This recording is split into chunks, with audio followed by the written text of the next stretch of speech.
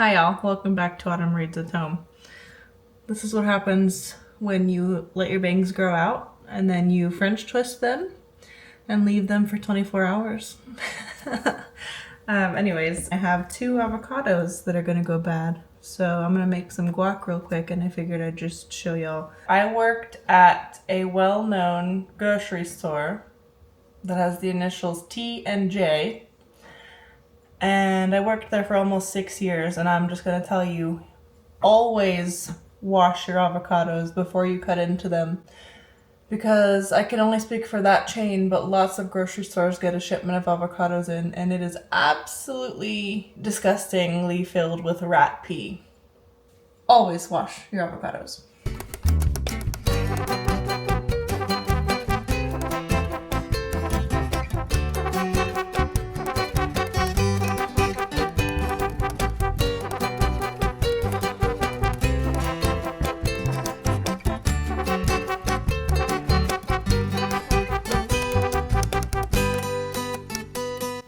Alright, if I had it, I would add fresh jalapeno and red onion, but I had neither of those, so I'm just gonna season, and that's that.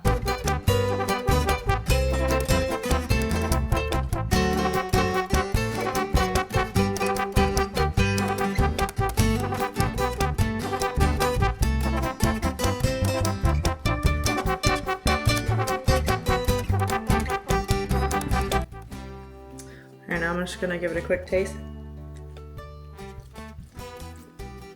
Considering it doesn't have 2 of the ingredients that I consider staples, it's pretty good. I'll just show you my favorite chips that we're eating right now. I don't even think we have enough for this, but we'll see. We've got like a quarter of a bag left, but it's the Late July brand, and it's the garlic herb with onion and cilantro. These are so good. Oh my gosh. I love just like a plain tortilla chip, but those are awesome. So we're just gonna snack on that. Probably have a couple glasses of wine. It's the first day of the month today, so hopefully March is kinder to us than February and January were.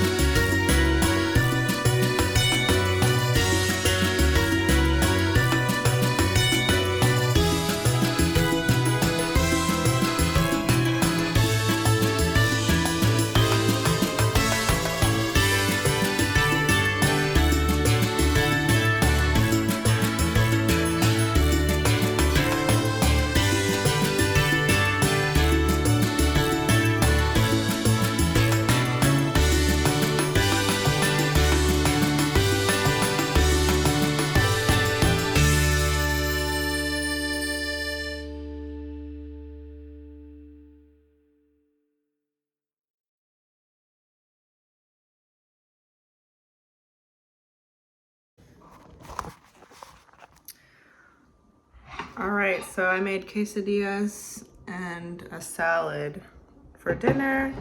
And then I made some hibiscus spiced tea. I make it at least once a week now and it goes so fast because we love it. But we're gonna go ahead and enjoy our dinner. He's putting our son to bed right now so that I could finish up dinner.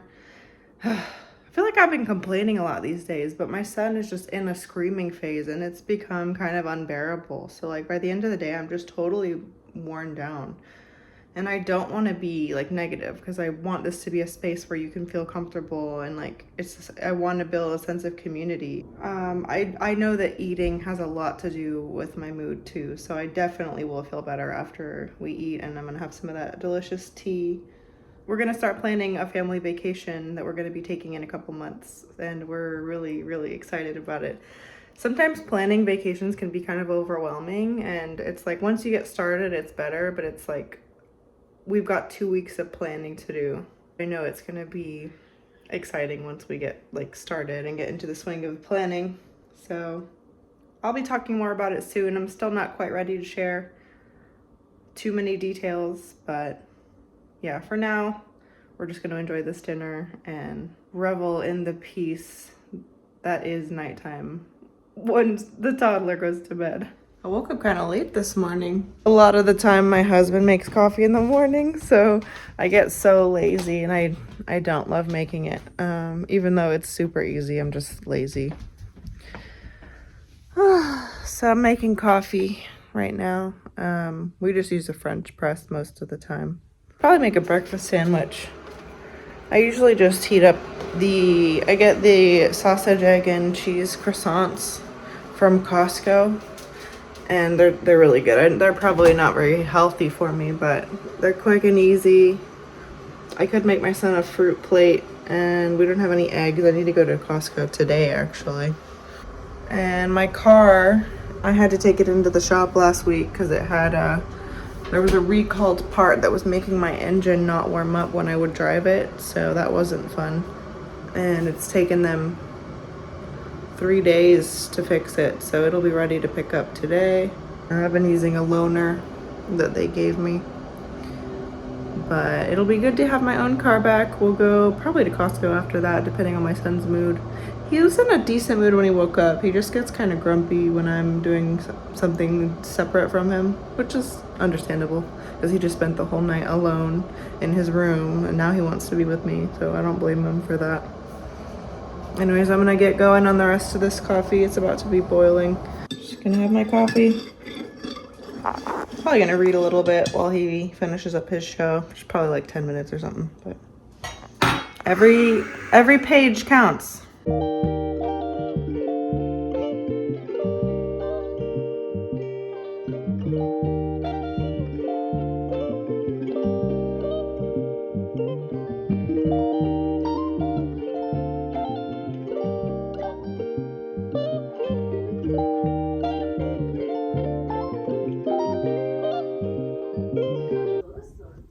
Don't hit the table. Use your drums. Hit your drums. Well, you have to leave it on. Yeah, play with the drums. Yeah. Good job.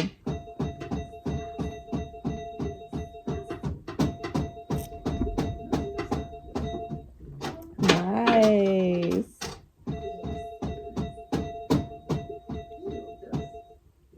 The nice thing about him understanding me is that we can learn to communicate better, but the bad thing is that he is learning how to be defiant. So we're trying to nip that in the bud, and he just hit the table. So I'm taking that drumstick. Nope, I told you.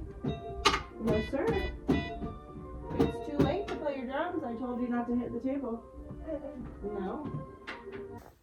At this point, when discipline starts, the screaming tends to start soon after. So it's probably a good time for me to go.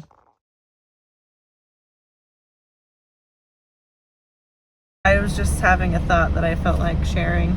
Basically, so they gave me, I just picked up my car. You can see it's like dirty, whatever. But they gave me a loaner car, and I've noticed that whenever I've had to drop off my car long enough to get a loaner car, I don't know if they give me a new one for my own convenience, or do they give me a new one to put it in my head like, oh, this is a nice car, maybe I should buy a new car. You know, because my car is a really good car. It's just like older. It's not even old. It's a 2019. So it's about 7 years old this year. And it runs great. It's just a little bit dirty, right? And like obviously they upgrade the tech and stuff with the new cars. But I was thinking, like, do they give us these new loaner cars because it gives you the itch to buy a new car? Because my car's paid off. Like, I own this car. It just got me thinking, like, how many people out there pay off their car and then immediately buy a new one, and they're just always in debt? Because let's face it, these days most people are not buying a car cash. I mean, I definitely am not, and I would consider myself, you know, pretty lucky financially compared to a lot of people out there. But even I cannot afford to, you know, put myself in another car payment, you know, even at a great interest rate these days. I've seen people that have like $600-700 monthly car payments, and I'm like, God, why would you do that to yourself? And then I'm like, first of all, you maybe think you had to because you don't want to suck it up and get an older car. But like, I kind of get it. Like, I really do. The appeal to have a nice new car, it's like a status symbol, but man, that adds up so quick. And then as soon as you do pay it off, or maybe you're even leasing it and you never own it in the first place because it sounds cheaper, but like, man, cars are kind of a scam. And I love my car. I just can't believe, you know, I drop it off for a few days to get some work done. They give me a loaner car, and now I'm like, dang, maybe I should buy a new car. Like, it's totally on purpose. It has to be. Anyways, yeah, I'm not about to get myself locked into a $500 to $700 monthly payment. I could get a detail, and that would probably make me feel a lot better, but even that these days costs $200 or more. It's pretty crazy. Yeah, that's all I came to say. I'm here to tell myself, don't buy a new car. Don't do it. All right, we made it back home. I'm currently breastfeeding my son because he was a little bit fussy at Costco, so I decided not to film. It was really busy, first of all, and he was fussy, so it just didn't make sense. And same with like not filming a haul or putting away the groceries when I got home. It just didn't make sense. He's not in the best mood today, and like, that's fine. It's a really gloomy day. I don't blame him for being in a weird mood. He also didn't really get to keep his normal nap schedule because I had to go pick up my car, so he's probably tired. He just wants to breastfeed and relax. I don't even think he's drinking much milk. I think he's literally just using me as a pacifier. This is the aftermath of putting groceries away in a kitchen with a toddler. First of all, I'm microwaving the coffee because it got cold. The boxes that I unpacked are on the floor. The dog bowls have been turned out and placed around the house. Toys are brought in. Don't know where he got a power cable.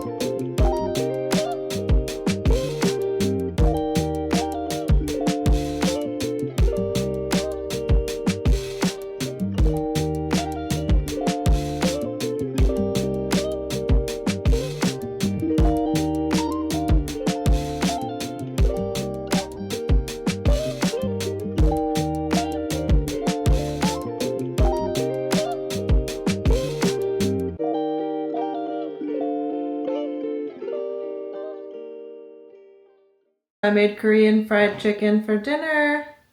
It's like, I guess, I don't know if it's technically Korean, but it's honey butter chicken with garlic. It's easy to make, tastes delicious. It has Korean chili powder, that's why I said it's Korean.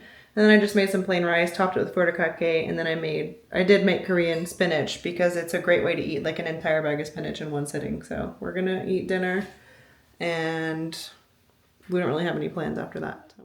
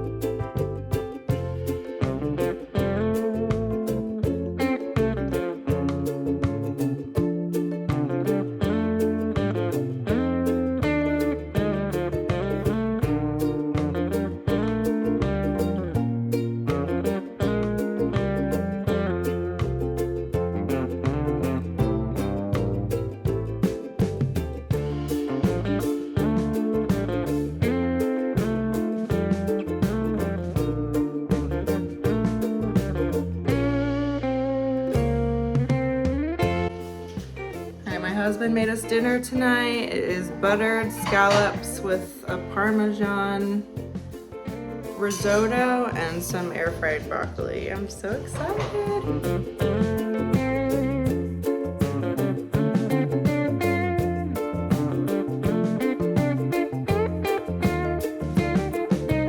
Alright, dinner tonight is salmon. Oh, I put it upside down. Costco salmon. I'm not going to really film the recipe like I have been over the past few days. I think it's just a little bit too involved maybe. I'm going to make it and then I'm just going to show you the finished plated result because it's just, I don't know.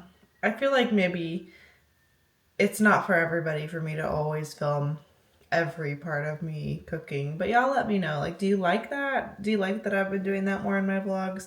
It's fun for me, but this is a booktube channel. It's not totally a lifestyle thing, so I know that I gotta find the right balance of what's actually fun for y'all to watch. So just let me know in the comments if you like watching me go from start to finish or if you just like to see the result. I know I haven't really been talking about my reads lately. Honestly, it's because I've just been binging the final few volumes of Peach Girl that are part of Kindle Unlimited.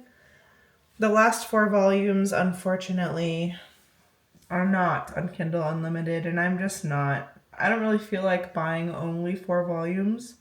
I think I want to just save up and buy the whole series on eBay someday. And since I've read it before, if I don't get to read the last 4 and get that ending that I know is coming, I guess I'll just have to take it, and it's fine. I've been enjoying it so much. I really love this series, even though it's not the best. It's almost like, it's like a trashy soap opera in manga form. And there's just nothing that's made me feel like this before and since. So I just haven't been reading much else. I have been reading Moby Dick and it has been getting really good. They kind of lost me with like an entire dedicated chapter to describing different species of whales.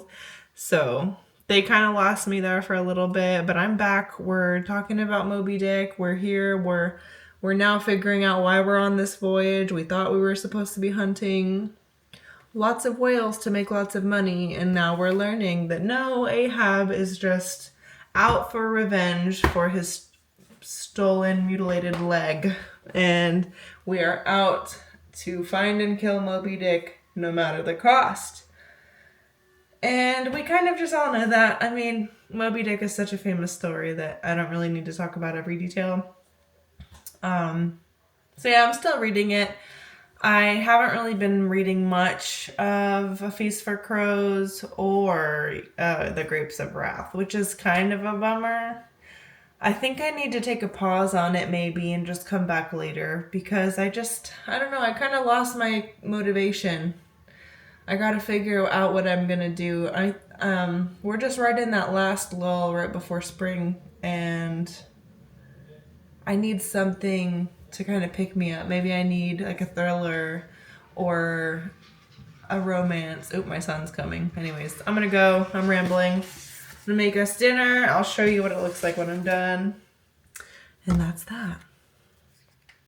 All right, that's dinner. We got our,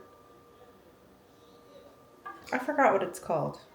Cilantro, honey, lime, salmon bowl with jasmine rice.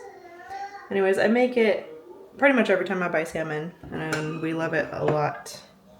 So we're gonna eat, and I'm probably gonna keep reading Beach Girl because I've got one volume left for free, and I'm really sad that I'm done with, unless I decide to pay. And right now the answer is no. I could change my mind, but right now I don't want to give Amazon $30.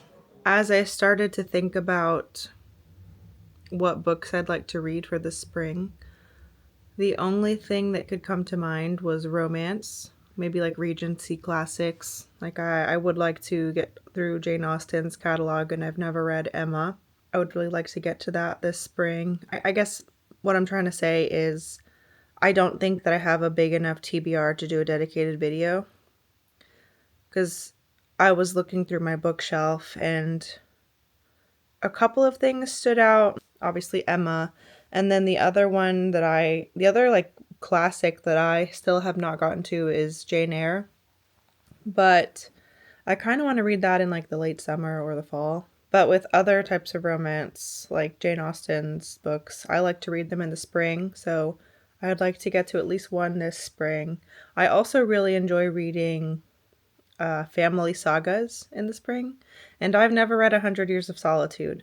So that's a high contender. But the thing is, some of these books are on the longer side, and being a more slow-paced reader, I just don't think it's realistic for me to add a bunch of 400 to 600 page novels on a TBR and realistically get to them. Like if you saw my fall TBR video, I think I read less than half of the ones on there.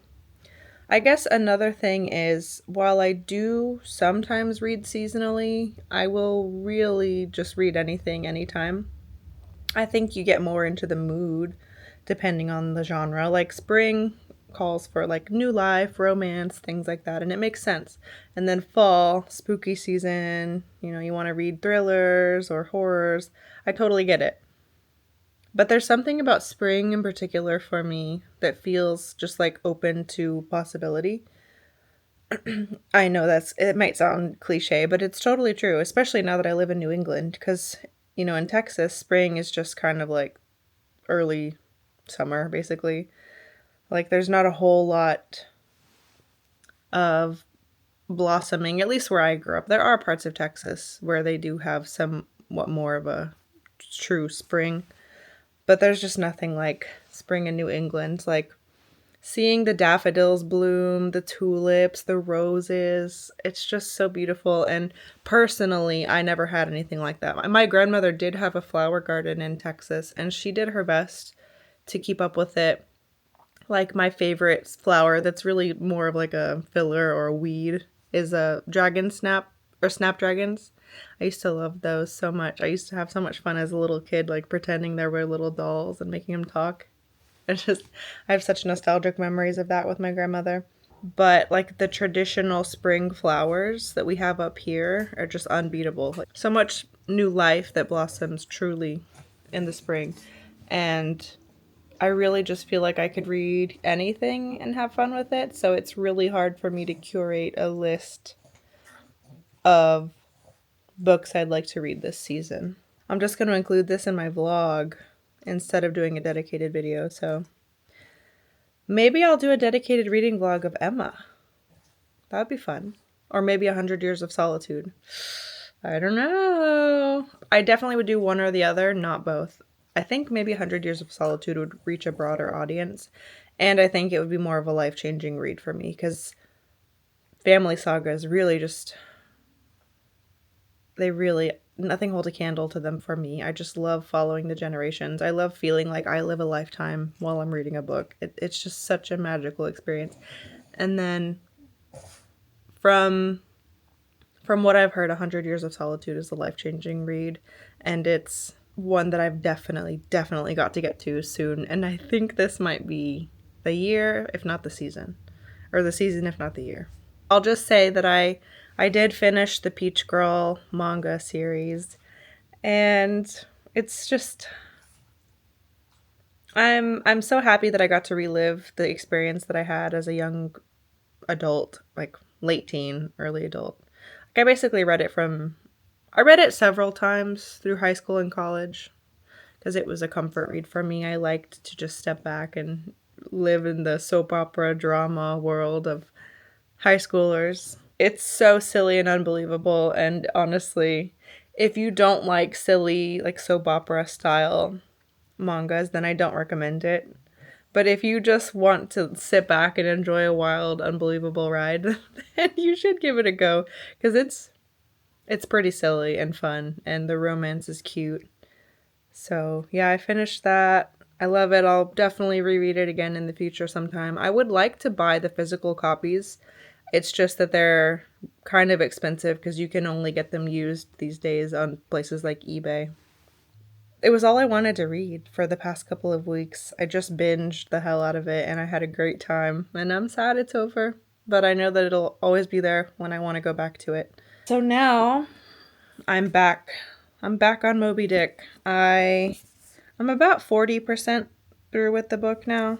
I'm just trying to get through this as best as I can. I do have it on my Kindle, and sometimes that's less distracting to him. He sees me holding a physical book, and he's super into his own books right now, so he just wants to see what I'm doing, which makes sense. I mean, he's a toddler. He's curious about the world, and he's curious about what we find interesting, which is why I'm really trying to spend less time on my phone. And yeah, so Moby Dick is probably my main priority now. I really took a step back on Grapes of Wrath. Part of me wants to just pause on it for now. I really do want to get to it. I think I just have to finish this first, and then I'll be able to focus more on it. I'm really enjoying this. There are times where it does get a little bit like above what I'm interested in. Like, they really kind of get into the nitty-gritty of whale species and sailing and, you know, maps of the way the wind moves around the earth in order to track whales. I mean, it's kind of cool to read about. It is really interesting that people were such experts in the field even before modern technology. I think it's really cool. But yeah, some stuff just goes over my head a little bit. But it's fun. I'm having a good time. The adventure is interesting. Ahab is crazy. I mean, there are descriptions of him literally having mental breakdowns, and the man is psychotic.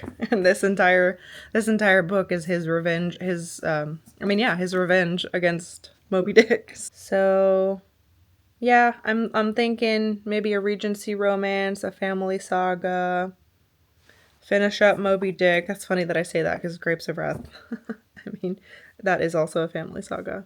I'm really trying to think if there's any other books that stand out. Maybe I would like to read a nonfiction. There is one that I want to read. It's called Tiny Humans, Big Emotions, I think is what it's called. And I would like to get to that soon, now that my toddler's starting to get into kind of like the tantrum phase. It's been a little bit rough at times, and I think that if I read something just to help me understand what it's like to be a 1.5-year-old trying to learn about the world when you can understand people talking at you, but you can't communicate back. I mean, I know that it's got to be frustrating.